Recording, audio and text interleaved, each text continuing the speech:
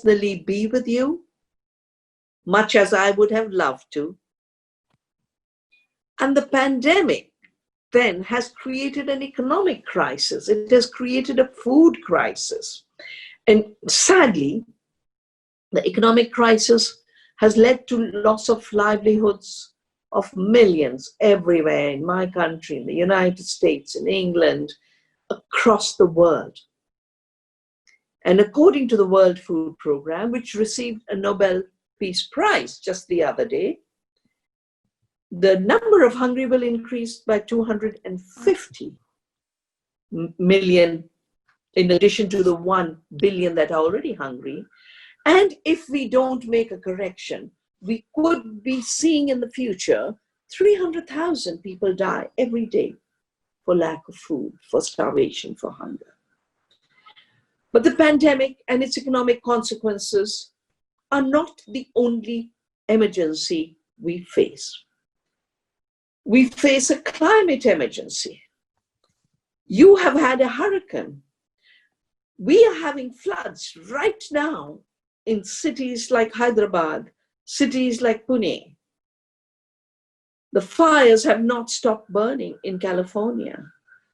And the permafrost of Siberia is melting, and there are fires in Siberia. We have seen an intensification of every expression of climate disasters, intensification of droughts, intensification of floods, intensifications of cyclones and hurricanes, intensification of fires. From the Amazon to the Arctic, we are seeing devastation. And in addition to this is the fact that species are being driven to extinction. Biodiversity loss is very, very serious. This was the reason we created the International Biodiversity Convention, to reverse this loss. But in the last 30 years, we have lost more than all of the industrial agriculture period. We've lost more insects, we've lost more plants, we've lost more birds. So between the climate emergency, between the extinction emergency, the health emergency, we really are facing an existential crisis. Will humanity have a future or not? We've never faced this on a species level. We faced it in communities, but never as a human species as a whole.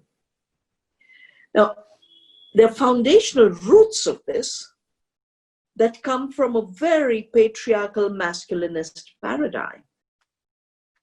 The fact that colonialism was a military operation, and then on colonialism were built assumptions that nature is dead, assumptions that the colonized people are not fully human, assumptions that women are like nature, inert matter, objects to be exploited. This view of separation of humans from nature and women from men and blacks from whites, and the hierarchies created through this separation are behind all the crises we face, including the fact that in America every day there are marches for justice and there are shootings for hate. We do not want to live in a world where hate becomes the dominant expression of human beings. We have the potential to care, to love, to have compassion.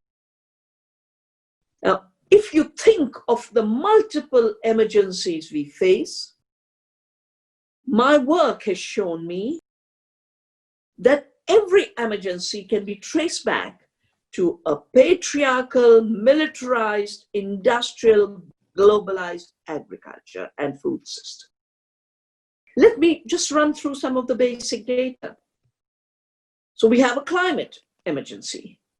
My book, Soil Not Oil, was written because I realized when you add up the different dimensions of the figures, the production with chemicals and emissions from there, the emissions from burning forests like the Amazon to grow GM soya. Soya bean came from cultures like yours, and you always used it fermented. And the same field gave you soya for centuries. And now you have to invade into the Amazon because soya is no more food. It is a commodity. And this commodity can be used for biofuel, and it can be used for animal feed. 10% gets used for bad food for humans, making them sick. 50% of the greenhouse gases come from this, plus processing, long distance transport. I have worked and supported Korean farmers from the days of globalization. I was in Cancun when a Korean farmer committed suicide to remind the world that greed-based globalization was killing farmers. It should have been a wake-up call, but farmers' deaths and suicides have continued in my country because globalized greed has continued. Globalized ignorance of how nature works has continued. Globalized exercise of 10 corporations and 5 billionaires is destroying the earth. Extinction, driven by the fact that chemicals that came from Hitler's labs were developed into agrochemicals. Chemical fertilizers are made by the same process that make explosives and ammunition for Hitler. And just take your mind to the Beirut blast that just happened. It was ammonium nitrate. We are putting it in our fields. It's been used in Afghanistan for bombs. Pesticides were descendants of Zyklon B, made to kill people in concentration camps. They're now being used as pesticides. They're driving species to extinction. We've lost 80% insect species the last 30 years of corporate globalization. But they invade into our bodies and give us cancer. Because we are not separate from the earth, we are interconnected. Every poison we put in our farms is a poison that comes back to our bodies. So the chronic disease epidemic has made cancer an epidemic, diabetes an epidemic, neurodegenerative disorders an epidemic, obesity an epidemic. And all of this is costing more to the people than the economy of food. The externality is bigger. I have a book called Wealth Per Acre where we measure the externalities of India. The costs of chemical industrial agriculture in terms of harm to people, harm to environment, harm to our health is bigger than the formal economy. We cannot continue to go this way, harming the earth, harming ourselves, and assuming that the future of farming will be based on farming without farmers. Yesterday, I released a report on Mr. Bill Gates because he's taking control of the seed. He's taking control of agriculture. He's launched Gates Ag 1. There will only be industrial agriculture without farmers, is his imagination. He's also mastermind behind lockdown and everything else. But this person who stole software now wants to steal our seeds. He wants to destroy the remaining small farmers. Go to the website of Navdanya International and you will find this report. You will also find on the Navdanya website our declaration for International Women Farmers Day. I will remember after this talk and conference to send you a copy to join you in solidarity for our future. The future will be a future if it is in women's hands. Otherwise, we have no future. Left in the hands of Mr. Bill Gates, we have extinction. He's preparing technologies like gene drives whose purpose is extinction. So pesticides created extinction, but he wants to do genetic engineering for extinction. So we have to urgently shift to an earth-centered, women-centered agriculture, and agriculture of care. And why is this necessary? First, because of the fact that even today, 80% of the food comes from small farms, most of them women-run. In my book, Staying Alive, I have given descriptions of how women-run small farms produce more food. They don't produce commodities, but they produce more food. And they don't just produce more food for human beings. They produce more food for the butterflies and the bees because they don't kill them with poisons. They produce more food through returning with gratitude organic matter to the earth for the billions of soil organisms. So food is the currency of life. Food web is the web of life. And women, farmers, have not forgotten how to maintain this web of life and nourish people with good food and real food. So 80% of the food we eat today still comes from these farms. What is being produced on those giant Midwest non-farms of America or from the Amazon are not food, they're commodities. They're only about profits and profits and profits for a handful of investment funds, handful of billionaires, and 10 corporations. This is colonialism. Not only do women produce more food, but they regenerate the soil. Because women have not internalized, and I'm not saying this in an essentialized way, I'm saying this in a cultural script. The cultures of caring were left to women because they were not counted. They were not counted in the economy, but we still needed to have food. So the economy counted what is traded, commodities, profits. But the true economy is the economy of women, the economy of nature, the economy of caring, the economy of sharing, the economy of giving. This economy sustains the earth. When we care for the soil sustains us. When we care for biodiversity, we have more food. As our work in Navdanya has shown, yield per acre measures nothing. It's a patriarchal measure, which only teaches you how much did you take.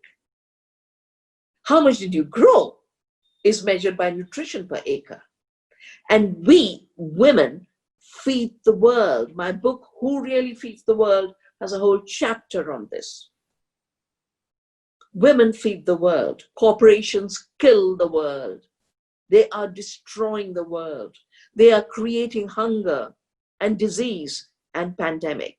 These are crimes against nature and humanity. And that is why we have to organize, to take seed in our hands, to take the food back in our hands. We have been the custodians of seed and food. This will be a period where the billionaires will say, the seed is mine, the food is mine. You will have no job. 99% humanity will be useless. We will work with artificial intelligence and algorithms. We don't need you. This is the time women have to say, we are needed by the earth. We are needed by our children. We are needed by future generations. And we will not let you take what the earth gives us. We will not let you take the food that must nourish us. We will not let you grab our freedom and our democracy.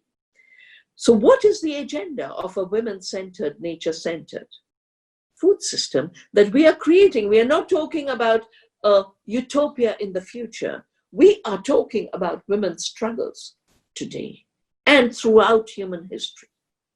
If women hadn't continued to grow food during wars, there would have been no food on the table. Women have kept people fed in the worst of emergencies because they realize food is vital to life. And increasingly, with bad food dominating, they're now making an impossible burger with lots of patterns, 14 patterns, fake meat made in a lab, fake blood made in a lab from GMO soya bean. Do read the report we released yesterday on what the new imperialists want to do with our food and agriculture. And let us rise in one sisterhood across the world, showing by our practice and example, by our strength and our resilience, that we will feed the world, we can feed the world while taking care of the earth, while reversing climate change, because in the little green leaf is the magic of taking the carbon dioxide from the atmosphere, performing photosynthesis, creating carbohydrates, giving us oxygen, and giving us food. No machine can do this kind of sophisticated, complex creation, maintenance, regeneration of life. Our economies are the economies of life. Our economies are economies that are circular, not extractive. Our economies are economies of giving. Our economies are not economies of grabbing. And that is why, if we are in the crisis we are in today, the emergencies and the pandemics and the threat of human extinction joining other species, then the economies of sharing and caring, of giving and nurturing, of commitment to life must take precedence over the dominant rule of a few greedy men who don't know limits, who don't know compassion, who don't know love, who only know, how can I make so much money that I will escape to Mars? That is what the billionaires are planning. From Elon Musk of Tesla to the Jeff Bezos, the richest man. They all want to escape to Mars. We, as women, say, no, we will stay home. We will create gardens of hope.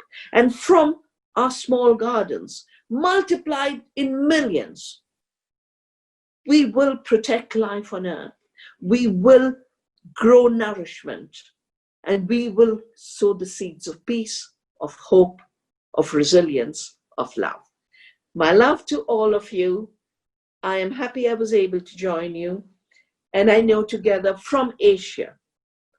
You know, Asia is the culture from where every deep religion has evolved.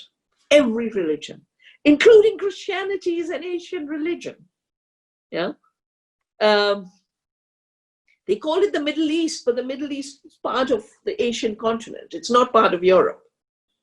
Buddhism, Jainism, Sikhism, Islam, and the hundreds and thousands of local faiths.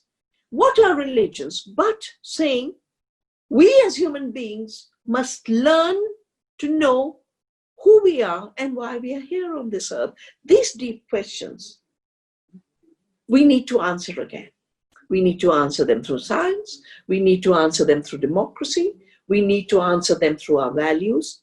But if from Asia we rise as women, we will be able to protect the rest of the world too, because the level of diversity that Asia has, no other continent has. The level of experience with small farms that Asia has, no other continent has. There's a book called Farmers of 40 Centuries by Alexander King, who was an American agriculture expert. 40 centuries we have farmed. India, we have farmed on the same land for centuries. And Albert Howard wrote his book, The Agricultural Testament. Let us regenerate this amazing legacy that we hold with love and will pass on to future generations. Thank you for having me with you.